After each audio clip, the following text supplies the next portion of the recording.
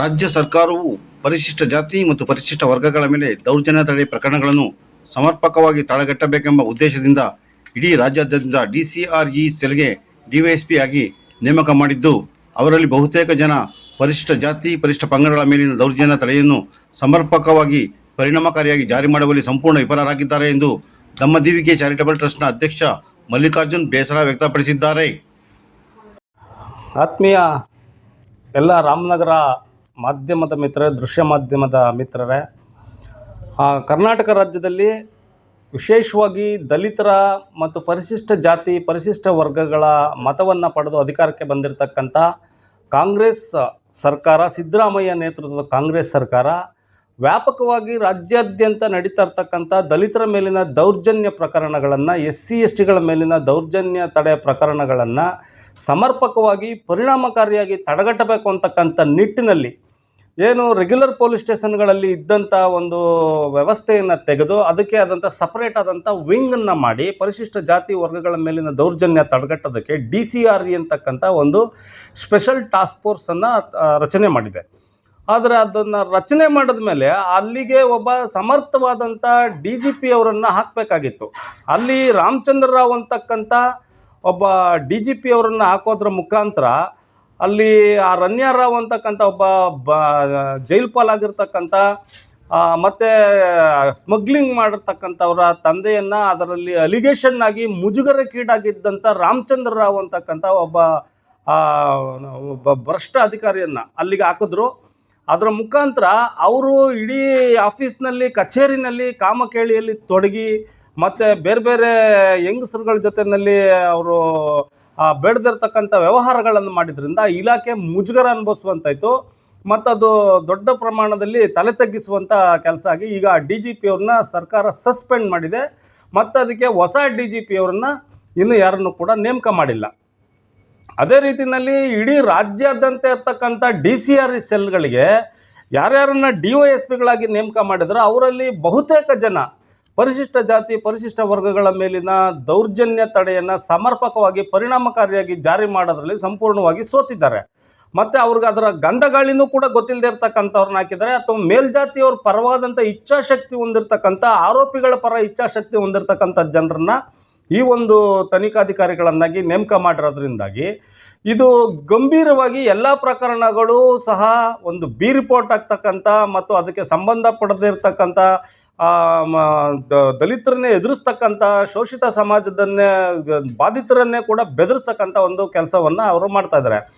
ಅದೇ ರೀತಿಯಲ್ಲಿ ಇವತ್ತು ರಾಮನಗರ ಜಿಲ್ಲೆಗೆ, ಬೆಂಗಳೂರು ದಕ್ಷಿಣ ಜಿಲ್ಲೆಯ ರಾಮನಗರ ಭಾಗಕ್ಕೆ ಬಂದಿರತಕ್ಕಂಥ DYSP ರಮೇಶ್ ಅಂತಕ್ಕಂಥ DCRE ಸೆಲ್ನ ಒಂದು DYSP ರವರು ಪರಿಶಿಷ್ಟ ಜಾತಿ ವರ್ಗದವರು ಯಾರು ದೌರ್ಜನ್ಯಕ್ಕೆ ಒಳಪಟ್ಟು ದೂರು ನೀಡಕ್ಕೆ ಹೋಗ್ತಿದ್ದಾರೆ ಅವ್ರ ಮೇಲೇ ಅವರು ದೌರ್ಜನ್ಯ ಮಾಡ್ತಕ್ಕಂಥ ಉದಾಹರಣೆಗಳು ಭಾಳಷ್ಟಿದ್ದಾವೆ.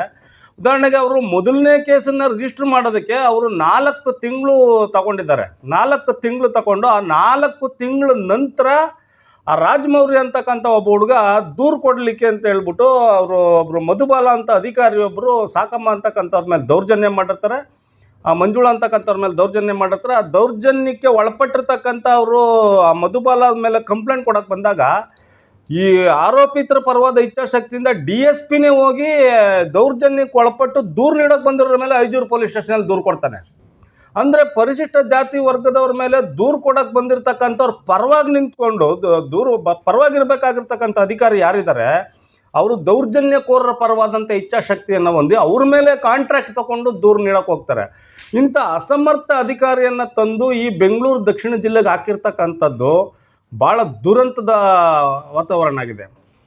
ಮತ್ತು ಅದೇ ರೀತಿಯಲ್ಲಿ ಸುಮಾರು ಒಂದು 10 ಪ್ರಕರಣಗಳು ಈ DCRE ಸೆಲ್ನ ರಾಮನಗರ ಜಿಲ್ಲಾ ಮಟ್ಟದಲ್ಲಿ ದಾಖಲಾಗಿದ್ದಾವೆ. ಅದರಲ್ಲಿ ಒಂದು 6 ಪ್ರಕರಣಗಳಿಗೆ ಈಗಾಗಲೇ ಬಿ ರಿಪೋರ್ಟ್ ಸಲ್ಲಿಸಿಬಿಟ್ಟಿದ್ದಾರೆ.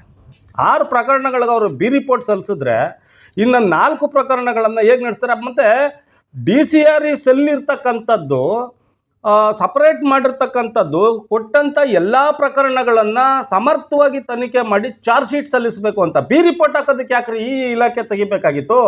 ರಾಜ್ಯ ಸರ್ಕಾರಕ್ಕೆ ಬಿ ರಿಪೋರ್ಟ್ ಸಲ್ಲಿಸೋದಕ್ಕೆ ಈ ಇಲಾಖೆ ಯಾಕೆ ಬೇಕಾಗಿತ್ತು? ಇದು ಯಾಕೆ ತೆಗಿಬೇಕಾಗಿತ್ತು? ಮತ್ತು ಈಗ ರೀಸೆಂಟಾಗಿ ಇವರು ಶ್ರೀನಿವಾಸ್ ಅಂತೇಳಿ ಕೂನೂರು ಗ್ರಾಮದವರು, ಕನಕಪುರ ತಾಲೂಕಿನಲ್ಲಿ ಕೂನೂರು ಗ್ರಾಮದವರು. ಇವರು ಒಂದು ಪಬ್ಲಿಕ್ ಪ್ಲೇಸ್ನಲ್ಲಿ ಶಿವರಾತ್ರಿ ಹಬ್ಬದ ದಿನ ಅಡುಗೆ ಮಾಡೋಕ್ಕೆ ಹೋಗಿದ್ದಾರೆ. ಅಡುಗೆ ಕಾಂಟ್ರಾಕ್ಟರ್ ಒಬ್ಬರು ಗುತ್ತಿಗೆದಾರರ ಜೊತೆಯಲ್ಲಿ ಇವರು ಅಡುಗೆ ಮಾಡೋಕ್ಕೆ ರವಿ ಮತ್ತು ಶ್ರೀನಿವಾಸ್ ಅಂತೇಳಿ ಇವರು ಅಡುಗೆ ಮಾಡೋಕ್ಕೆ ಹೋಗಿದ್ದಾರೆ. ಅಡುಗೆ ಮಾಡೋಕ್ಕೆ ಹೋಗಿದ್ದಾಗ ಅಲ್ಲೊಬ್ಬ ಪೂಜಾರಪ್ಪ, ಅವನ ಹೆಸರು ಸುರೇಶ್ ಚಂದ್ರ ಅಂತ. ಆ ಪೂಜಾರಪ್ಪ ನೋಡಿಕೊಂಡು ಇವರು ಮಾದಿಗ ಸಮಾಜದವರು, ಇವ್ರನ್ನ ನೀವು ಯಾಕೆ ಅಡುಗೆ ಮಾಡೋಕ್ಕೆ ಕರೆದಿದ್ರ, ಈ ಅಡುಗೆ ಮಾಡೋದ್ರನ್ನ ತಿಂದರೆ ಅಪವಿತ್ರ ಆಗೋಗ್ಬಿಡುತ್ತೆ, ಅದಕ್ಕೆ ಅವ್ರನ್ನ ಈ ಕೂಡಲೇ ಇಲ್ಲಿಂದ ಆಚೆಗೆ ಕಳಿಸ್ದೆ ಹೋದರೆ ಸರೋಗಲ್ಲ ಅಂತ ಹೇಳ್ಬಿಟ್ಟು ಗಲಾಟೆ ಮಾಡಿ ಅವರಿಬ್ಬರನ್ನ ಅವ್ರು ಕತ್ತಿಡ್ದು ಆಚೆಗೆ ನೂಕಿ ಗಲಾಟೆ ಮಾಡಿ ದೌರ್ಜನ್ಯ ಮಾಡಿದ್ದಾರೆ. ಆ ದೌರ್ಜನ್ಯಕ್ಕೆ ಸಂಬಂಧಪಟ್ಟಂಗೆ ಅವರು DCRSLಗೆ ತಂದು ದೂರು ಕೊಟ್ಟಿದ್ದಾರೆ. ಅವರು ರಮೇಶ್ ಅವರು ಮತ್ತು ಅಲ್ಲೊಬ್ಬ ಯೋಗೀಶ್ ಅಂತ ಅಂದ್ಬಿಟ್ಟು ಸಬ್ ಇನ್ಸ್ಪೆಕ್ಟರ್ ಇದ್ದಾರೆ. ಅವರಿಬ್ಬರು ಸೇರಿಕೊಂಡು ಏನು ಮಾಡಿದ್ದಾರೆ, ಆರೋಪಿತರನ್ನ ಕರೆಸ್ಕೊಂಡು ಅವ್ರ ಹತ್ರ ಡೀಲ್ ಮಾಡಿಕೊಂಡು ಅವ್ರ ಹತ್ರ ವ್ಯವಹಾರ ಕುದುರಿಸ್ಕೊಂಡು ಇವರಿಬ್ಬರಿಗೂ ಏನು ಹೇಳಿದಾರೆ ಅಂತಂದರೆ, ತಲಾ 10,000 ರೂಪಾಯಿ ದುಡ್ಡು ಕೊಟ್ಬಿಡ್ತೀವಿ, ನಮ್ಮ ಕಡೆಯಿಂದನೇ ಕೊಟ್ಬಿಡ್ತೀವಿ, ನೀವು ಯಾವುದೂ ದೂರುಗೀರೇನು ಕೊಡಬೇಡಿ, ನೀವು ವಾಪಸ್ ಹೊರಟೋಗಿ ಅಂತೇಳಿ ಅವ್ರನ್ನ ಬೆದರಿಸಿದ್ದಾರೆ. ಆಗ ಅವ್ರೇನು ಮಾಡಿದ್ದಾರೆ, ಹೇಳಿದ್ದಾರೆ, ಇಲ್ಲ ಸರ್ ನಾವು ದೂರು ಕೊಡೋಕೆ ಬಂದಿರೋದು, ನಾವು ದುಡ್ಡು ಇಸ್ಕೊಂಡು ಹೋಗಕ್ಕೆ ಬಂದಿಲ್ಲ ಅಂತೇಳಿ ಅವರಿಬ್ಬರು ಹೇಳಿದ್ದಾರೆ, ಮಾತಾಡಿದ್ದಾರೆ. ಇಲ್ಲ ನೀವು ಇದೆಲ್ಲ ದೂರು ಕೊಟ್ಟರು ನಾನು ಬೀರಿಪೋಟೆ ಮಾಡೋದು, ನೀವು ನಾನು ಯಾವುದೇ ಕಾರಣಕ್ಕೂ ಈ ದೂರು ತಗೊಳ್ಳಲ್ಲ, ನೀವು ಹೋಗಿ ಅಂತೇಳಿ ಅವ್ರು ವಾಪಸ್ ಕಳಿಸ್ಬಿಟ್ಟಿದ್ದಾರೆ. ಆಗ ಅವ್ರ ಇಲಾಖೆಯಲ್ಲಿ ಇರ್ತಕ್ಕಂಥ ಒಬ್ಬ ಪ್ರಾಮಾಣಿಕ ಅಧಿಕಾರಿ, ಅವರು ಕರಿಗೌಡ ಅಂತ ಹೇಳ್ಬಿಟ್ಟು, ಬಸವನಗೌಡ ಅಂತ ಹೇಳ್ಬಿಟ್ಟು ಒಬ್ಬರು ಅಧಿಕಾರಿ ಇದ್ದಾರೆ, ಅವ್ರಿಗೆ ವಿಷಯ ಮುಟ್ಟಿಸಿದ್ದಾರೆ ಅವ್ರು ದೂರವಾಣಿನಲ್ಲಿ. ಆಗ ತಕ್ಷಣ ಅವ್ರೇನು ಮಾಡಿದ್ದಾರೆ, ಈ ವಿಚಾರ ಪಬ್ಲಿಕ್ ವ್ಯೂವಲ್ಲಿ ನಡೆದಿರೋದ್ರಿಂದ, ಸಾರ್ವಜನಿಕ ಕಣ್ಗಾವಲಲ್ಲಿ ನಡೆದಿರೋದ್ರಿಂದ ಇದಕ್ಕೆ ಪ್ರಕರಣ ದಾಖಲಿಸಲೇಬೇಕು ಅಂತೇಳಿ ಅವ್ರು ಆ ಕಡೆಯಿಂದ ಒತ್ತಡ ಹಾಕಿ ಒಂದು ಪ್ರಕರಣವನ್ನು ದಾಖಲಿಸಿದ್ದಾರೆ. ಆ ಪ್ರಕರಣ ದಾಖಲಿಸಿದ ಮೇಲೆ ಸ್ಥಳಕ್ಕೆ ತನಿಖಾಧಿಕಾರಿಯಾಗಿ ಬರಬೇಕಾದಂಥ ಸಂದರ್ಭದಲ್ಲಿ 6 ಜನ ಸಾಕ್ಷಿದಾರರು ಇರಬೇಕು, ಆಮೇಲೆ 2 ಮಾಜಾರ್ದಾರ್ ಇರಬೇಕು. ಅವ್ರು ಯಾರು ಇಲ್ಲ ಅಂತಂದರೆ ನಾನು ಅಲ್ಲೇ ರಿಪೋರ್ಟ್ ಮಾಡ್ತೀನಿ ಕೇಸ್ನ ಅಂತೇಳಿ ಬೆದರಿಕೆ ಹಾಕಿದ್ದಾರೆ. ಆದರೂ ಆ ಘಟನೆ ಸ್ಥಳದಲ್ಲಿ ಇದ್ದಂಥ ಕೆಲವು ಸಾಕ್ಷಿಗಳನ್ನು ಅವರು ಸಿದ್ಧ ಮಾಡಿಕೊಂಡು ಕರ್ಕೊಂಡೋಗಿದ್ದಾರೆ. ಈ ಸಾಕ್ಷಿ ಶೋಭಾ ಅಂತೇಳಿ ಇವರೊಬ್ಬರನ್ನ ಕರ್ಕೊಂಡೋಗಿದ್ದಾರೆ. ಮತ್ತು ಇನ್ನೊಬ್ಬರು ಒಬ್ಬ ಪೆಟ್ರೋಲ್ ಬಂಕಲ್ಲಿ ಕೆಲಸ ಮಾಡ್ತಕ್ಕಂಥ ಒಬ್ಬ ಹುಡುಗ ಆ ದೇವಸ್ಥಾನಕ್ಕೆ ಹೋಗಿದ್ದವನು, ಅವರ ಸಂಬಂಧಿಕರು ಆ ಘಟನೆನ ಕಣ್ಣಾರ ಕಂಡಿದ್ದಂಥವನು. ಅವರಿಬ್ಬರೂ ಆ ಘಟನೆ ಸ್ಥಳದಲ್ಲಿ ಸಾಕ್ಷಿ ಹೇಳೋದಕ್ಕೆ ಹೋಗಿದ್ದಾರೆ.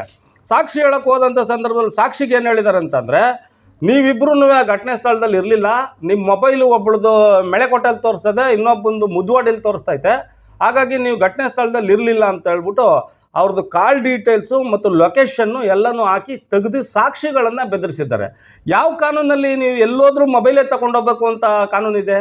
ಎಲ್ಲರೂ ಒಂದು ದೇವಸ್ಥಾನಕ್ಕೆ ಹೋದ್ರೂ ಮತ್ತು ಬೇರೆ ಬೇರೆ ಸ್ಥಳಕ್ಕೆ ಹೋದ್ರೂ ಮೊಬೈಲೇ ತಗೊಂಡೋಗ್ಬೇಕು ಅಂತಕ್ಕಂಥದ್ದು ಎಲ್ಲಿದೆ? ಆಮೇಲೆ ವಿಶೇಷವಾಗಿ ನಾನು ಕೇಳ್ತಕ್ಕಂಥದ್ದು ಏನಂದರೆ, DSP ಅವ್ರಿಗೆ ಇವ್ರ ಕಾಲ್ ಡೀಟೇಲ್ಸ್ ಹಾಕೋದಕ್ಕೆ, ಇವ್ರ ಲೊಕೇಶನ್ ಹಾಕೋದಕ್ಕೆ ಏನು ಅಧಿಕಾರ ಇದೆ? ಯಾರು ನಿಮ್ಗೆ ಅಧಿಕಾರ ಕೊಟ್ಟಿರ್ತಕ್ಕಂಥವ್ರು?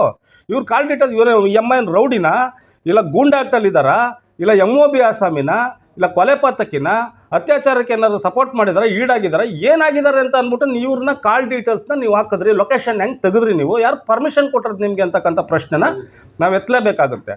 ಸೊ ಆದ್ದರಿಂದ ಈ DSP ಆಗಿರ್ತಕ್ಕಂಥ ಇವರು ಸಾಕ್ಷಿಗಳನ್ನ ಬೆದರಿಸೋಕೆ ತೋರ್ತಕ್ಕಂಥದ್ದನ್ನು, ಆರೋಪಿತರ ಪರವಾದ ಇಚ್ಛಾಶಕ್ತಿಯನ್ನು ಯಾಕೆ ದೌರ್ಜನ್ಯ ತಡೆಗಟ್ಟೋತಕ್ಕಂಥ ಪ್ರಕರಣಗಳನ್ನು ಬಲಗೊಳಿಸೋದಕ್ಕೆ ತೋರಿಸ್ತಾ ಇಲ್ಲ ಅಂತಕ್ಕಂಥದ್ದು ನಮ್ಮ ಪ್ರಶ್ನೆಯಾಗಿದೆ. ಆದ್ದರಿಂದ ಆರೋಪಿಗಳನ್ನು ಕರೆದು ನೀವು ಡೀಲ್ ಮಾಡಿಕೊಂಡು ವ್ಯವಹಾರ ಮಾಡಿಕೊಂಡು ದೂರುದಾರನ್ನ ಬೆದರಿಸ್ತಕ್ಕಂಥದ್ದು, ದೂರುದಾರನ್ನ ಎದುರಿಸ್ತಕ್ಕಂಥದ್ದು ಇದೆಯಲ್ಲ, ಈ ಕ್ರಮ ಸರಿಯಾಗಿರ್ತಕ್ಕಂಥದ್ದಲ್ಲ. ಆ ಕೂಡಲೇ ಆ DSP ಯಾರಿದ್ದಾರೆ ರಮೇಶ್ ಅವರು, ಅವ್ರನ್ನ ಅಮಾನತ್ತು ಮಾಡಬೇಕು. ಅವರು ಈಗಾಗಲೇ ಎಲ್ಲೂ ಕೂಡ ಈ ಇಲಾಖೆನಲ್ಲಿ ಏನಿದೆ, ಈಗಾಗಲೇ ಪ್ರೆಸೆಂಟ್ DCRSL ಏನು ಮಾಡಿದ್ದಾರೆ, ಇಲ್ಲಿ ಎಲ್ಲೂ ಸಲ್ಲದೆ ಇರ್ತಕ್ಕಂಥ ಅಧಿಕಾರಿಗಳನ್ನ, ರಾಮಚಂದ್ರ ರಾವ್ನ ಸಸ್ಪೆಂಡ್ ಮಾಡ್ತಕ್ಕಂಥ ಅಧಿಕಾರಿನ, ಆಮೇಲೆ ಕಾಮುಕ ಅಧಿಕಾರಿನ ಹಾಕಿರ್ತಕ್ಕಂಥದ್ದು, ಮತ್ತು ದೌರ್ಜನ್ಯಕೋರನ್ನೇ ತಗೊಬಂದು ದೌರ್ಜನ್ಯ ತಡೆಗಟ್ಟತಕ್ಕಂಥ ಈ ಟಾಸ್ಕ್ ಫೋರ್ಸ್ಗೆ ನೇಮಕ ಮಾಡಿರ್ತಕ್ಕಂಥದ್ದು, ಇವೆಲ್ಲವೂ ಸರಿಯಾದಂಥ ಕ್ರಮ ಅಲ್ಲ. ಇದು ದಲಿತರ ಮೇಲಿನ ದೌರ್ಜನ್ಯವನ್ನು ಮತ್ತಷ್ಟು ಬಲಪಡಿಸಬೇಕು ಅಂತಲೇ ಸಿದ್ದರಾಮಯ್ಯನವ್ರ ಸರ್ಕಾರ ಮಾಡ್ತಾ ಇದೆ ಅಂತೇಳಿ ನಾವು ಅಂದ್ಕೊಳ್ಬೇಕಾಗುತ್ತೆ. ಯಾಕೆಂದರೆ ಈ ಇಲಾಖೆ ತೆಗೆದು ಸಮರ್ಪಕವಾಗಿ ತನಿಖೆ ಮಾಡಬೇಕಾಗಿರ್ತಕ್ಕಂಥ ಉಪವಿಭಾಗದ ಮಟ್ಟದ DYSP ಅವರನ್ನೇ ಇವ್ರನ್ನ ಬೆದರಿಸ್ತಕ್ಕಂಥದ್ದು, ದೌರ್ಜನ್ಯಕ್ಕೆ ಒಳಪಟ್ಟಕ್ಕಂಥವ್ರನ್ನ ಎದುರಿಸ್ತಕ್ಕಂಥದ್ದು ಅದು ಸರಿಯಾದ ಕ್ರಮ ಅಲ್ಲ. ಆದ್ದರಿಂದ ಈ ಕೂಡಲೇ ಅವ್ರನ್ನ ಅಮಾನತು ಮಾಡಬೇಕು DYSPನ. ಮತ್ತು ಅವ್ರದ್ದು ಎಲ್ಲಿ ಇದುವರೆಗೂ ಕೆಲಸ ಮಾಡಿರ್ತಕ್ಕಂಥ ಜಾಗದಲ್ಲಿ ಪೆಂಡಿಂಗ್ ಇರ್ತಕ್ಕಂಥ DEಗಳಿದೆಯಲ್ಲ, ಸುಮಾರು ಒಂದು 7-8 DEಗಳು ಅವರು ಪೆಂಡಿಂಗ್ ಇದೆ. ಅಂಥ ಒಬ್ಬ ಭ್ರಷ್ಟ ಅಧಿಕಾರಿಯನ್ನು, ಮತ್ತು ಲೆಕ್ಕಕ್ಕೆ ಸಿಗದೇ ಇರ್ತಕ್ಕಂಥ ಅಧಿಕಾರಿಯನ್ನು, ಎಲ್ಲೂ ಸಲ್ಲದೆ ಇರ್ತಕ್ಕಂಥ ಅಧಿಕಾರಿಯನ್ನು, ಇಂಥ ಸೂಕ್ಷ್ಮ ಜಿಲ್ಲೆ ಇದೆಯಲ್ಲ, ಇದು ಆ್ಯಕ್ಚುಲಿ ಉಪಮುಖ್ಯಮಂತ್ರಿಗಳ ಕಣ್ಗಾವಲಿರ್ತಕ್ಕಂಥ ಕ್ಷೇತ್ರ ಇದು. ಈ ಕ್ಷೇತ್ರಕ್ಕೆ ಒಬ್ಬ ಅಧಿಕಾರಿಯನ್ನು ಹಾಕುವಾಗ ಅವನು ಪ್ರಾಮಾಣಿಕತೆಯನ್ನು ಓರೆಗಚ್ಚಿ ಪರಿಶೀಲನೆ ಮಾಡಿ ಹಾಕಬೇಕಾಗಿದೆ. ಅದರಿಂದ ಇಂಥವ್ರನ್ನ ತಗೊಬಂದು ಇಲ್ಲಿ ಹಾಕೋದ್ರ ಮುಖಾಂತರ ಮತ್ತಷ್ಟು ದಲಿತರಿಗೆ ದೌರ್ಜನ್ಯ ಮಾಡ್ತಕ್ಕಂಥದ್ದು ಸರಿಯಾದ ಕ್ರಮ ಅಲ್ಲ. ಅವ್ರ ಮೇಲೆ ಕಟ್ಟುನಿಟ್ಟಿನ ಕ್ರಮ, ನಿಯಮಾನುಸಾರ ಶಿಸ್ತು ಕ್ರಮ ಜರುಗಿಸಬೇಕು ಅಂತೇಳಿ ನಾವೆಲ್ಲರೂ ಕೂಡ ಒತ್ತಾಯ ಮಾಡ್ತಾ ಇದ್ದೀವಿ ಸ್ನೇಹಿತರೆ. ಆತ್ಮೀಯ ಎಲ್ಲ ರಾಮನಗರ ಮಾಧ್ಯಮದ ಮಿತ್ರರೇ, ದೃಶ್ಯ ಮಾಧ್ಯಮದ ಮಿತ್ರರೇ, ಕರ್ನಾಟಕ ರಾಜ್ಯದಲ್ಲಿ ವಿಶೇಷವಾಗಿ ದಲಿತರ ಮತ್ತು ಪರಿಶಿಷ್ಟ ಜಾತಿ ಪರಿಶಿಷ್ಟ ವರ್ಗಗಳ ಮತವನ್ನು ಪಡೆದು ಅಧಿಕಾರಕ್ಕೆ ಬಂದಿರತಕ್ಕಂಥ ಕಾಂಗ್ರೆಸ್ ಸರ್ಕಾರ, ಸಿದ್ದರಾಮಯ್ಯ ನೇತೃತ್ವದ ಕಾಂಗ್ರೆಸ್ ಸರ್ಕಾರ ವ್ಯಾಪಕವಾಗಿ ರಾಜ್ಯಾದ್ಯಂತ ನಡೀತಾ ಇರ್ತಕ್ಕಂಥ ದಲಿತರ ಮೇಲಿನ ದೌರ್ಜನ್ಯ ಪ್ರಕರಣಗಳನ್ನು, SC STಗಳ ಮೇಲಿನ ದೌರ್ಜನ್ಯ ತಡೆ ಪ್ರಕರಣಗಳನ್ನು ಸಮರ್ಪಕವಾಗಿ ಪರಿಣಾಮಕಾರಿಯಾಗಿ ತಡೆಗಟ್ಟಬೇಕು ಅಂತಕ್ಕಂಥ ನಿಟ್ಟಿನಲ್ಲಿ ಏನು ರೆಗ್ಯುಲರ್ ಪೊಲೀಸ್ ಸ್ಟೇಷನ್ಗಳಲ್ಲಿ ಇದ್ದಂಥ ಒಂದು ವ್ಯವಸ್ಥೆಯನ್ನು ತೆಗೆದು ಅದಕ್ಕೆ ಆದಂಥ ಸಪ್ರೇಟ್ ಆದಂಥ ವಿಂಗನ್ನು ಮಾಡಿ ಪರಿಶಿಷ್ಟ ಜಾತಿ ವರ್ಗಗಳ ಮೇಲಿನ ದೌರ್ಜನ್ಯ ತಡೆಗಟ್ಟೋದಕ್ಕೆ DCRE ಅಂತಕ್ಕಂಥ ಒಂದು ಸ್ಪೆಷಲ್ ಟಾಸ್ಕ್ ಫೋರ್ಸನ್ನು ರಚನೆ ಮಾಡಿದೆ. ಆದರೆ ಅದನ್ನು ರಚನೆ ಮಾಡಿದ ಮೇಲೆ ಅಲ್ಲಿಗೆ ಒಬ್ಬ ಸಮರ್ಥವಾದಂಥ DGP ಅವರನ್ನು ಹಾಕಬೇಕಾಗಿತ್ತು. ಅಲ್ಲಿ ರಾಮಚಂದ್ರ ರಾವ್ ಅಂತಕ್ಕಂಥ ಒಬ್ಬ DGP ಅವರನ್ನು ಹಾಕೋದ್ರ ಮುಖಾಂತರ ಅಲ್ಲಿ ಆ ರನ್ಯಾ ರಾವ್ ಅಂತಕ್ಕಂಥ ಒಬ್ಬ ಜೈಲ್ ಪಾಲಾಗಿರ್ತಕ್ಕಂಥ ಮತ್ತು ಸ್ಮಗ್ಲಿಂಗ್ ಮಾಡಿರ್ತಕ್ಕಂಥವರ ತಂದೆಯನ್ನು ಅದರಲ್ಲಿ ಅಲಿಗೇಷನ್ ಆಗಿ ಮುಜುಗರಕ್ಕೀಡಾಗಿದ್ದಂಥ ರಾಮಚಂದ್ರ ರಾವ್ ಅಂತಕ್ಕಂಥ ಒಬ್ಬ ಭ್ರಷ್ಟ ಅಧಿಕಾರಿಯನ್ನು ಅಲ್ಲಿಗೆ ಹಾಕಿದ್ರು. ಅದರ ಮುಖಾಂತರ ಅವರು ಇಡೀ ಆಫೀಸ್ನಲ್ಲಿ, ಕಚೇರಿನಲ್ಲಿ ಕಾಮಕೇಳಿಯಲ್ಲಿ ತೊಡಗಿ ಮತ್ತು ಬೇರೆ ಬೇರೆ ಹೆಂಗಸರುಗಳ ಜೊತೆಯಲ್ಲಿ ಅವರು ಬೇಡದಿರ್ತಕ್ಕಂಥ ವ್ಯವಹಾರಗಳನ್ನು ಮಾಡಿದ್ರಿಂದ ಇಲಾಖೆ ಮುಜುಗರ ಅನುಭವಿಸುವಂತಾಯಿತು. ಮತ್ತು ಅದು ದೊಡ್ಡ ಪ್ರಮಾಣದಲ್ಲಿ ತಲೆ ತಗ್ಗಿಸುವಂಥ ಕೆಲಸ ಆಗಿ ಈಗ DGP ಅವ್ರನ್ನ ಸರ್ಕಾರ ಸಸ್ಪೆಂಡ್ ಮಾಡಿದೆ. ಮತ್ತು ಅದಕ್ಕೆ ಹೊಸ DGP ಅವರನ್ನ ಇನ್ನೂ ಯಾರನ್ನು ಕೂಡ ನೇಮಕ ಮಾಡಿಲ್ಲ. ಅದೇ ರೀತಿಯಲ್ಲಿ ಇಡೀ ರಾಜ್ಯಾದ್ಯಂತ ಇರ್ತಕ್ಕಂಥ DCRE ಸೆಲ್ಗಳಿಗೆ ಯಾರ್ಯಾರನ್ನ DYSPಗಳಾಗಿ ನೇಮಕ ಮಾಡಿದ್ರೆ ಅವರಲ್ಲಿ ಬಹುತೇಕ ಜನ ಪರಿಶಿಷ್ಟ ಜಾತಿ ಪರಿಶಿಷ್ಟ ವರ್ಗಗಳ ಮೇಲಿನ ದೌರ್ಜನ್ಯ ತಡೆಯನ್ನು ಸಮರ್ಪಕವಾಗಿ ಪರಿಣಾಮಕಾರಿಯಾಗಿ ಜಾರಿ ಮಾಡೋದ್ರಲ್ಲಿ ಸಂಪೂರ್ಣವಾಗಿ ಸೋತಿದ್ದಾರೆ. ಮತ್ತು ಅವ್ರಿಗೆ ಅದರ ಗಂಧಗಾಳಿನೂ ಕೂಡ ಗೊತ್ತಿಲ್ಲದೆ ಇರ್ತಕ್ಕಂಥವ್ರನ್ನ ಹಾಕಿದ್ದಾರೆ. ಅಥವಾ ಮೇಲ್ಜಾತಿಯವ್ರ ಪರವಾದಂಥ ಇಚ್ಛಾಶಕ್ತಿ ಹೊಂದಿರತಕ್ಕಂಥ, ಆರೋಪಿಗಳ ಪರ ಇಚ್ಛಾಶಕ್ತಿ ಹೊಂದಿರತಕ್ಕಂಥ ಜನರನ್ನು ಈ ಒಂದು ತನಿಖಾಧಿಕಾರಿಗಳನ್ನಾಗಿ ನೇಮಕ ಮಾಡಿರೋದ್ರಿಂದಾಗಿ ಇದು ಗಂಭೀರವಾಗಿ ಎಲ್ಲ ಪ್ರಕರಣಗಳು ಸಹ ಒಂದು B ರಿಪೋರ್ಟ್ ಆಗ್ತಕ್ಕಂಥ ಮತ್ತು ಅದಕ್ಕೆ ಸಂಬಂಧಪಡದಿರ್ತಕ್ಕಂಥ ದಲಿತರನ್ನೇ ಎದುರಿಸ್ತಕ್ಕಂಥ, ಶೋಷಿತ ಸಮಾಜದನ್ನೇ ಬಾಧಿತರನ್ನೇ ಕೂಡ ಬೆದರಿಸ್ತಕ್ಕಂಥ ಒಂದು ಕೆಲಸವನ್ನು ಅವರು ಮಾಡ್ತಾಯಿದ್ದಾರೆ. ಅದೇ ರೀತಿಯಲ್ಲಿ ಇವತ್ತು ರಾಮನಗರ ಜಿಲ್ಲೆಗೆ, ಬೆಂಗಳೂರು ದಕ್ಷಿಣ ಜಿಲ್ಲೆಯ ರಾಮನಗರ ಭಾಗಕ್ಕೆ ಬಂದಿರತಕ್ಕಂಥ DYSP ರಮೇಶ್ ಅಂತಕ್ಕಂಥ DCRE ಸೆಲ್ನ ಒಂದು DYSP ರವರು ಪರಿಶಿಷ್ಟ ಜಾತಿ ವರ್ಗದವರು ಯಾರು ದೌರ್ಜನ್ಯಕ್ಕೆ ಒಳಪಟ್ಟು ದೂರು ನೀಡಕ್ಕೆ ಹೋಗ್ತಿದ್ದಾರೆ ಅವ್ರ ಮೇಲೇ ಅವರು ದೌರ್ಜನ್ಯ ಮಾಡ್ತಕ್ಕಂಥ ಉದಾಹರಣೆಗಳು ಭಾಳಷ್ಟಿದ್ದಾವೆ.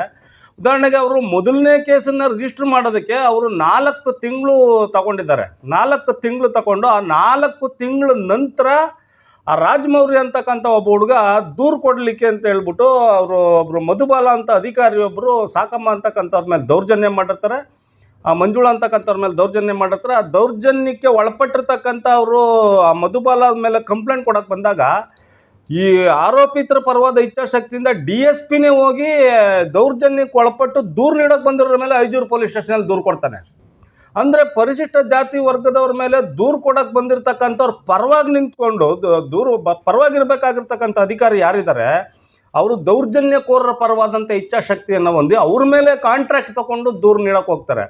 ಇಂಥ ಅಸಮರ್ಥ ಅಧಿಕಾರಿಯನ್ನು ತಂದು ಈ ಬೆಂಗಳೂರು ದಕ್ಷಿಣ ಜಿಲ್ಲೆಗೆ ಹಾಕಿರ್ತಕ್ಕಂಥದ್ದು ಭಾಳ ದುರಂತದ ವಾತಾವರಣ ಆಗಿದೆ. ಮತ್ತು ಅದೇ ರೀತಿಯಲ್ಲಿ ಸುಮಾರು ಒಂದು 10 ಪ್ರಕರಣಗಳು ಈ DCRE ಸೆಲ್ನ ರಾಮನಗರ ಜಿಲ್ಲಾ ಮಟ್ಟದಲ್ಲಿ ದಾಖಲಾಗಿದ್ದಾವೆ. ಅದರಲ್ಲಿ ಒಂದು 6 ಪ್ರಕರಣಗಳಿಗೆ ಈಗಾಗಲೇ B ರಿಪೋರ್ಟ್ ಸಲ್ಲಿಸಿಬಿಟ್ಟಿದ್ದಾರೆ. 6 ಪ್ರಕರಣಗಳಿಗೆ ಅವರು B ರಿಪೋರ್ಟ್ ಸಲ್ಲಿಸಿದ್ರೆ ಇನ್ನು 4 ಪ್ರಕರಣಗಳನ್ನು ಹೇಗೆ ನಡೆಸ್ತಾರೆ? ಮತ್ತು DCRE ಸೆಲ್ ಇರ್ತಕ್ಕಂಥದ್ದು ಸಪ್ರೇಟ್ ಮಾಡಿರ್ತಕ್ಕಂಥದ್ದು ಕೊಟ್ಟಂಥ ಎಲ್ಲ ಪ್ರಕರಣಗಳನ್ನು ಸಮರ್ಥವಾಗಿ ತನಿಖೆ ಮಾಡಿ ಚಾರ್ಜ್ ಶೀಟ್ ಸಲ್ಲಿಸಬೇಕು ಅಂತ. B ರಿಪೋರ್ಟ್ ಹಾಕೋದಕ್ಕೆ ಯಾಕ್ರಿ ಈ ಇಲಾಖೆ ತೆಗಿಬೇಕಾಗಿತ್ತು? ರಾಜ್ಯ ಸರ್ಕಾರಕ್ಕೆ B ರಿಪೋರ್ಟ್ ಸಲ್ಲಿಸೋದಕ್ಕೆ ಈ ಇಲಾಖೆ ಯಾಕೆ ಬೇಕಾಗಿತ್ತು? ಇದು ಯಾಕೆ ತೆಗಿಬೇಕಾಗಿತ್ತು? ಮತ್ತು ಈಗ ರೀಸೆಂಟಾಗಿ ಇವರು ಶ್ರೀನಿವಾಸ್ ಅಂತೇಳಿ ಕೂನೂರು ಗ್ರಾಮದವರು, ಕನಕಪುರ ತಾಲೂಕಿನಲ್ಲಿ ಕೂನೂರು ಗ್ರಾಮದವರು, ಇವರು ಒಂದು ಪಬ್ಲಿಕ್ ಪ್ಲೇಸ್ನಲ್ಲಿ ಶಿವರಾತ್ರಿ ಹಬ್ಬದ ದಿನ ಅಡುಗೆ ಮಾಡೋಕ್ಕೆ ಹೋಗಿದ್ದಾರೆ. ಅಡುಗೆ ಕಾಂಟ್ರಾಕ್ಟರ್ ಒಬ್ಬರು ಗುತ್ತಿಗೆದಾರರ ಜೊತೆಯಲ್ಲಿ ಇವರು ಅಡುಗೆ ಮಾಡೋಕ್ಕೆ ರವಿ ಮತ್ತು ಶ್ರೀನಿವಾಸ್ ಅಂತೇಳಿ ಇವರು ಅಡುಗೆ ಮಾಡೋಕ್ಕೆ ಹೋಗಿದ್ದಾರೆ. ಅಡುಗೆ ಮಾಡೋಕ್ಕೆ ಹೋಗಿದ್ದಾಗ ಅಲ್ಲೊಬ್ಬ ಪೂಜಾರಪ್ಪ, ಅವನ ಹೆಸರು ಸುರೇಶ್ ಚಂದ್ರ ಅಂತ, ಆ ಪೂಜಾರಪ್ಪ ನೋಡಿಕೊಂಡು ಇವರು ಮಾದಿಗ ಸಮಾಜದವರು ಇವ್ರನ್ನ ನೀವು ಯಾಕೆ ಅಡುಗೆ ಮಾಡೋಕ್ಕೆ ಕರೆದಿದ್ರ, ಈ ಅಡುಗೆ ಮಾಡೋದ್ರನ್ನ ತಿಂದರೆ ಅಪವಿತ್ರ ಆಗೋಗ್ಬಿಡುತ್ತೆ, ಅದಕ್ಕೆ ಅವ್ರನ್ನ ಈ ಕೂಡಲೇ ಇಲ್ಲಿಂದ ಆಚೆಗೆ ಕಳಿಸ್ದೆ ಹೋದರೆ ಸರೋಗಲ್ಲ ಅಂತ ಹೇಳ್ಬಿಟ್ಟು ಗಲಾಟೆ ಮಾಡಿ ಅವರಿಬ್ಬರನ್ನ ಅವ್ರು ಕತ್ತಿಡ್ದು ಆಚೆಗೆ ನೂಕಿ ಗಲಾಟೆ ಮಾಡಿ ದೌರ್ಜನ್ಯ ಮಾಡಿದ್ದಾರೆ. ಆ ದೌರ್ಜನ್ಯಕ್ಕೆ ಸಂಬಂಧಪಟ್ಟಂಗೆ ಅವರು DCRSLಗೆ ತಂದು ದೂರು ಕೊಟ್ಟಿದ್ದಾರೆ. ಅವರು ರಮೇಶ್ ಅವರು ಮತ್ತು ಅಲ್ಲೊಬ್ಬ ಯೋಗೀಶ್ ಅಂತ ಅಂದ್ಬಿಟ್ಟು ಸಬ್ ಇನ್ಸ್ಪೆಕ್ಟರ್ ಇದ್ದಾರೆ. ಅವರಿಬ್ಬರು ಸೇರಿಕೊಂಡು ಏನು ಮಾಡಿದ್ದಾರೆ, ಆರೋಪಿತರನ್ನ ಕರೆಸ್ಕೊಂಡು ಅವ್ರ ಹತ್ರ ಡೀಲ್ ಮಾಡಿಕೊಂಡು ಅವ್ರ ಹತ್ರ ವ್ಯವಹಾರ ಕುದುರಿಸ್ಕೊಂಡು ಇವರಿಬ್ಬರಿಗೂ ಏನು ಹೇಳಿದಾರೆ ಅಂತಂದರೆ, ತಲಾ 10,000 ರೂಪಾಯಿ ದುಡ್ಡು ಕೊಟ್ಬಿಡ್ತೀವಿ, ನಮ್ಮ ಕಡೆಯಿಂದನೇ ಕೊಟ್ಬಿಡ್ತೀವಿ, ನೀವು ಯಾವುದೂ ದೂರುಗೀರೇನು ಕೊಡಬೇಡಿ, ನೀವು ವಾಪಸ್ ಹೊರಟೋಗಿ ಅಂತೇಳಿ ಅವ್ರನ್ನ ಬೆದರಿಸಿದ್ದಾರೆ. ಆಗ ಅವ್ರೇನು ಮಾಡಿದ್ದಾರೆ, ಹೇಳಿದ್ದಾರೆ, ಇಲ್ಲ ಸರ್ ನಾವು ದೂರು ಕೊಡೋಕೆ ಬಂದಿರೋದು, ನಾವು ದುಡ್ಡು ಇಸ್ಕೊಂಡು ಹೋಗಕ್ಕೆ ಬಂದಿಲ್ಲ ಅಂತೇಳಿ ಅವರಿಬ್ಬರು ಹೇಳಿದ್ದಾರೆ, ಮಾತಾಡಿದ್ದಾರೆ. ಇಲ್ಲ ನೀವು ಇದೆಲ್ಲ ದೂರು ಕೊಟ್ಟರು ನಾನು ಬೀರಿಪೋಟೆ ಮಾಡೋದು, ನೀವು ನಾನು ಯಾವುದೇ ಕಾರಣಕ್ಕೂ ಈ ದೂರು ತಗೊಳ್ಳಲ್ಲ, ನೀವು ಹೋಗಿ ಅಂತೇಳಿ ಅವ್ರು ವಾಪಸ್ ಕಳಿಸ್ಬಿಟ್ಟಿದ್ದಾರೆ. ಆಗ ಅವ್ರ ಇಲಾಖೆಯಲ್ಲಿ ಇರ್ತಕ್ಕಂಥ ಒಬ್ಬ ಪ್ರಾಮಾಣಿಕ ಅಧಿಕಾರಿ ಅವರು ಕರಿಗೌಡ ಅಂತ ಹೇಳ್ಬಿಟ್ಟು ಬಸವನಗೌಡ ಅಂತ ಹೇಳ್ಬಿಟ್ಟು ಒಬ್ಬರು ಅಧಿಕಾರಿ ಇದ್ದಾರೆ, ಅವ್ರಿಗೆ ವಿಷಯ ಮುಟ್ಟಿಸಿದ್ದಾರೆ ಅವ್ರು ದೂರವಾಣಿನಲ್ಲಿ. ಆಗ ತಕ್ಷಣ ಅವ್ರೇನು ಮಾಡಿದ್ದಾರೆ, ಈ ವಿಚಾರ ಪಬ್ಲಿಕ್ ವ್ಯೂವಲ್ಲಿ ನಡೆದಿರೋದ್ರಿಂದ, ಸಾರ್ವಜನಿಕ ಕಣ್ಗಾವಲಲ್ಲಿ ನಡೆದಿರೋದ್ರಿಂದ ಇದಕ್ಕೆ ಪ್ರಕರಣ ದಾಖಲಿಸಲೇಬೇಕು ಅಂತೇಳಿ ಅವ್ರು ಆ ಕಡೆಯಿಂದ ಒತ್ತಡ ಹಾಕಿ ಒಂದು ಪ್ರಕರಣವನ್ನು ದಾಖಲಿಸಿದ್ದಾರೆ. ಆ ಪ್ರಕರಣ ದಾಖಲಿಸಿದ ಮೇಲೆ ಸ್ಥಳಕ್ಕೆ ತನಿಖಾಧಿಕಾರಿಯಾಗಿ ಬರಬೇಕಾದಂಥ ಸಂದರ್ಭದಲ್ಲಿ 6 ಜನ ಸಾಕ್ಷಿದಾರರು ಇರಬೇಕು, ಆಮೇಲೆ 2 ಮಾಜಾರ್ದಾರ್ ಇರಬೇಕು. ಅವ್ರು ಯಾರು ಇಲ್ಲ ಅಂತಂದರೆ ನಾನು ಅಲ್ಲೇ ರಿಪೋರ್ಟ್ ಮಾಡ್ತೀನಿ ಕೇಸ್ನ ಅಂತೇಳಿ ಬೆದರಿಕೆ ಹಾಕಿದ್ದಾರೆ. ಆದರೂ ಆ ಘಟನೆ ಸ್ಥಳದಲ್ಲಿ ಇದ್ದಂಥ ಕೆಲವು ಸಾಕ್ಷಿಗಳನ್ನು ಅವರು ಸಿದ್ಧ ಮಾಡಿಕೊಂಡು ಕರ್ಕೊಂಡೋಗಿದ್ದಾರೆ. ಈ ಸಾಕ್ಷಿ ಶೋಭಾ ಅಂತೇಳಿ ಇವರೊಬ್ಬರನ್ನ ಕರ್ಕೊಂಡೋಗಿದ್ದಾರೆ. ಮತ್ತು ಇನ್ನೊಬ್ಬರು ಒಬ್ಬ ಪೆಟ್ರೋಲ್ ಬಂಕಲ್ಲಿ ಕೆಲಸ ಮಾಡ್ತಕ್ಕಂಥ ಒಬ್ಬ ಹುಡುಗ ಆ ದೇವಸ್ಥಾನಕ್ಕೆ ಹೋಗಿದ್ದವನು, ಅವರ ಸಂಬಂಧಿಕರು ಆ ಘಟನೆನ ಕಣ್ಣಾರ ಕಂಡಿದ್ದಂಥವನು, ಅವರಿಬ್ಬರೂ ಆ ಘಟನೆ ಸ್ಥಳದಲ್ಲಿ ಸಾಕ್ಷಿ ಹೇಳೋದಕ್ಕೆ ಹೋಗಿದ್ದಾರೆ. ಸಾಕ್ಷಿ ಹೇಳೋಕ್ಕೆ ಹೋದಂಥ ಸಂದರ್ಭದಲ್ಲಿ ಸಾಕ್ಷಿಗೆ ಏನು ಹೇಳಿದ್ದಾರೆ ಅಂತಂದರೆ, ನೀವಿಬ್ಬರೂ ಆ ಘಟನೆ ಸ್ಥಳದಲ್ಲಿ ಇರಲಿಲ್ಲ, ನಿಮ್ಮ ಮೊಬೈಲು ಒಬ್ಬಳದು ಮೆಳೆಕೋಟೆಯಲ್ಲಿ ತೋರಿಸ್ತದೆ, ಇನ್ನೊಬ್ಬಂದು ಮುದ್ವಾಡಿಯಲ್ಲಿ ತೋರಿಸ್ತೈತೆ, ಹಾಗಾಗಿ ನೀವು ಘಟನೆ ಸ್ಥಳದಲ್ಲಿ ಇರಲಿಲ್ಲ ಅಂತ ಹೇಳ್ಬಿಟ್ಟು ಅವ್ರದ್ದು ಕಾಲ್ ಡೀಟೇಲ್ಸು ಮತ್ತು ಲೊಕೇಶನ್ನು ಎಲ್ಲನೂ ಹಾಕಿ ತೆಗೆದು ಸಾಕ್ಷಿಗಳನ್ನು ಬೆದರಿಸಿದ್ದಾರೆ. ಯಾವ ಕಾನೂನಲ್ಲಿ ನೀವು ಎಲ್ಲೋದ್ರೂ ಮೊಬೈಲೇ ತಗೊಂಡೋಗ್ಬೇಕು ಅಂತ ಕಾನೂನಿದೆ? ಎಲ್ಲರೂ ಒಂದು ದೇವಸ್ಥಾನಕ್ಕೆ ಹೋದ್ರೂ ಮತ್ತು ಬೇರೆ ಬೇರೆ ಸ್ಥಳಕ್ಕೆ ಹೋದ್ರೂ ಮೊಬೈಲೇ ತಗೊಂಡೋಗ್ಬೇಕು ಅಂತಕ್ಕಂಥದ್ದು ಎಲ್ಲಿದೆ? ಆಮೇಲೆ ವಿಶೇಷವಾಗಿ ನಾನು ಕೇಳ್ತಕ್ಕಂಥದ್ದು ಏನಂದರೆ, DSP ಅವ್ರಿಗೆ ಇವ್ರ ಕಾಲ್ ಡೀಟೇಲ್ಸ್ ಹಾಕೋದಕ್ಕೆ, ಇವ್ರ ಲೊಕೇಶನ್ ಹಾಕೋದಕ್ಕೆ ಏನು ಅಧಿಕಾರ ಇದೆ? ಯಾರು ನಿಮ್ಗೆ ಅಧಿಕಾರ ಕೊಟ್ಟಿರ್ತಕ್ಕಂಥವ್ರು? ಇವ್ರ ಕಾಲ್ ಡೀಟೇಲ್ಸ್ ಇವರು MN ರೌಡಿನ, ಇಲ್ಲ ಗೂಂಡಾಕ್ಟಲ್ಲಿದ್ದಾರಾ, ಇಲ್ಲ MOB ಆಸಾಮಿನ, ಇಲ್ಲ ಕೊಲೆ ಪಾತಕಿನ, ಅತ್ಯಾಚಾರಕ್ಕೆ ಏನಾದರೂ ಸಪೋರ್ಟ್ ಮಾಡಿದಾರೆ, ಈಡಾಗಿದ್ದಾರೆ, ಏನಾಗಿದ್ದಾರೆ ಅಂತ ಅಂದ್ಬಿಟ್ಟು ಇವ್ರನ್ನ ಕಾಲ್ ಡೀಟೇಲ್ಸ್ನ ನೀವು ಹಾಕಿದ್ರಿ, ಲೊಕೇಶನ್ ಹೆಂಗೆ ತೆಗೆದ್ರಿ ನೀವು? ಯಾರು ಪರ್ಮಿಷನ್ ಕೊಟ್ಟಿರೋದು ನಿಮಗೆ ಅಂತಕ್ಕಂಥ ಪ್ರಶ್ನೆನ ನಾವು ಎತ್ತಲೇಬೇಕಾಗುತ್ತೆ. ಸೊ ಆದ್ದರಿಂದ ಈ DSP ಆಗಿರ್ತಕ್ಕಂಥ ಇವರು ಸಾಕ್ಷಿಗಳನ್ನ ಬೆದರಿಸೋಕೆ ತೋರ್ತಕ್ಕಂಥದ್ದನ್ನು, ಆರೋಪಿತರ ಪರವಾದ ಇಚ್ಛಾಶಕ್ತಿಯನ್ನು ಯಾಕೆ ದೌರ್ಜನ್ಯ ತಡೆಗಟ್ಟೋತಕ್ಕಂಥ ಪ್ರಕರಣಗಳನ್ನು ಬಲಗೊಳಿಸೋದಕ್ಕೆ ತೋರಿಸ್ತಾ ಇಲ್ಲ ಅಂತಕ್ಕಂಥದ್ದು ನಮ್ಮ ಪ್ರಶ್ನೆಯಾಗಿದೆ. ಆದ್ದರಿಂದ ಆರೋಪಿಗಳನ್ನು ಕರೆದು ನೀವು ಡೀಲ್ ಮಾಡಿಕೊಂಡು ವ್ಯವಹಾರ ಮಾಡಿಕೊಂಡು ದೂರುದಾರರನ್ನ ಬೆದರಿಸ್ತಕ್ಕಂಥದ್ದು, ದೂರುದಾರನ ಎದುರಿಸ್ತಕ್ಕಂಥದ್ದು ಇದೆಯಲ್ಲ, ಈ ಕ್ರಮ ಸರಿಯಾಗಿರ್ತಕ್ಕಂಥದ್ದಲ್ಲ. ಆ ಕೂಡಲೇ ಆ DSP ಯಾರಿದ್ದಾರೆ ರಮೇಶ್ ಅವರು, ಅವ್ರನ್ನ ಅಮಾನತ್ತು ಮಾಡಬೇಕು. ಅವರು ಈಗಾಗಲೇ ಎಲ್ಲೂ ಕೂಡ ಈ ಇಲಾಖೆನಲ್ಲಿ ಏನಿದೆ, ಈಗಾಗಲೇ ಪ್ರೆಸೆಂಟ್ DCRSL ಏನು ಮಾಡಿದ್ದಾರೆ, ಇಲ್ಲಿ ಎಲ್ಲೂ ಸಲ್ಲದೇ ಇರ್ತಕ್ಕಂಥ ಅಧಿಕಾರಿಗಳನ್ನ, ರಾಮಚಂದ್ರ ರಾವ್ನ ಸಸ್ಪೆಂಡ್ ಮಾಡ್ತಕ್ಕಂಥ ಅಧಿಕಾರಿನ, ಆಮೇಲೆ ಕಾಮುಕ ಅಧಿಕಾರಿನ ಹಾಕಿರ್ತಕ್ಕಂಥದ್ದು, ಮತ್ತು ದೌರ್ಜನ್ಯಕೋರನ್ನೇ ತಗೊಬಂದು ದೌರ್ಜನ್ಯ ತಡೆಗಟ್ಟತಕ್ಕಂಥ ಈ ಟಾಸ್ಕ್ ಫೋರ್ಸ್ಗೆ ನೇಮಕ ಮಾಡಿರ್ತಕ್ಕಂಥದ್ದು, ಇವೆಲ್ಲವೂ ಸರಿಯಾದಂಥ ಕ್ರಮ ಅಲ್ಲ. ಇದು ದಲಿತರ ಮೇಲಿನ ದೌರ್ಜನ್ಯವನ್ನು ಮತ್ತಷ್ಟು ಬಲಪಡಿಸಬೇಕು ಅಂತಲೇ ಸಿದ್ದರಾಮಯ್ಯನವ್ರ ಸರ್ಕಾರ ಮಾಡ್ತಾ ಇದೆ ಅಂತೇಳಿ ನಾವು ಅಂದ್ಕೊಳ್ಬೇಕಾಗುತ್ತೆ. ಯಾಕೆಂದರೆ ಈ ಇಲಾಖೆ ತೆಗೆದು ಸಮರ್ಪಕವಾಗಿ ತನಿಖೆ ಮಾಡಬೇಕಾಗಿರ್ತಕ್ಕಂಥ ಉಪವಿಭಾಗದ ಮಟ್ಟದ DYSP ಅವರನ್ನೇ ಇವ್ರನ್ನ ಬೆದರಿಸ್ತಕ್ಕಂಥದ್ದು, ದೌರ್ಜನ್ಯಕ್ಕೆ ಒಳಪಟ್ಟಕ್ಕಂಥವ್ರನ್ನ ಎದುರಿಸ್ತಕ್ಕಂಥದ್ದು ಅದು ಸರಿಯಾದ ಕ್ರಮ ಅಲ್ಲ. ಆದ್ದರಿಂದ ಈ ಕೂಡಲೇ ಅವ್ರನ್ನ ಅಮಾನತು ಮಾಡಬೇಕು DYSPನ. ಮತ್ತು ಅವ್ರದ್ದು ಎಲ್ಲಿ ಇದುವರೆಗೂ ಕೆಲಸ ಮಾಡಿರ್ತಕ್ಕಂಥ ಜಾಗದಲ್ಲಿ ಪೆಂಡಿಂಗ್ ಇರ್ತಕ್ಕಂಥ DEಗಳಿದೆಯಲ್ಲ, ಸುಮಾರು ಒಂದು 7-8 DEಗಳು ಅವರು ಪೆಂಡಿಂಗ್ ಇದೆ. ಅಂಥ ಒಬ್ಬ ಭ್ರಷ್ಟ ಅಧಿಕಾರಿಯನ್ನು, ಮತ್ತು ಲೆಕ್ಕಕ್ಕೆ ಸಿಗದೇ ಇರ್ತಕ್ಕಂಥ ಅಧಿಕಾರಿಯನ್ನು, ಎಲ್ಲೂ ಸಲ್ಲದೇ ಇರ್ತಕ್ಕಂಥ ಅಧಿಕಾರಿನ, ಇಂಥ ಸೂಕ್ಷ್ಮ ಜಿಲ್ಲೆ ಇದೆಯಲ್ಲ, ಇದು ಆ್ಯಕ್ಚುಲಿ ಉಪಮುಖ್ಯಮಂತ್ರಿಗಳ ಕಣ್ಗಾವಲಿರ್ತಕ್ಕಂಥ ಕ್ಷೇತ್ರ ಇದು. ಈ ಕ್ಷೇತ್ರಕ್ಕೆ ಒಬ್ಬ ಅಧಿಕಾರಿಯನ್ನು ಹಾಕುವಾಗ ಅವನು ಪ್ರಾಮಾಣಿಕತೆಯನ್ನು ಓರೆಗಚ್ಚಿ ಪರಿಶೀಲನೆ ಮಾಡಿ ಹಾಕಬೇಕಾಗಿದೆ.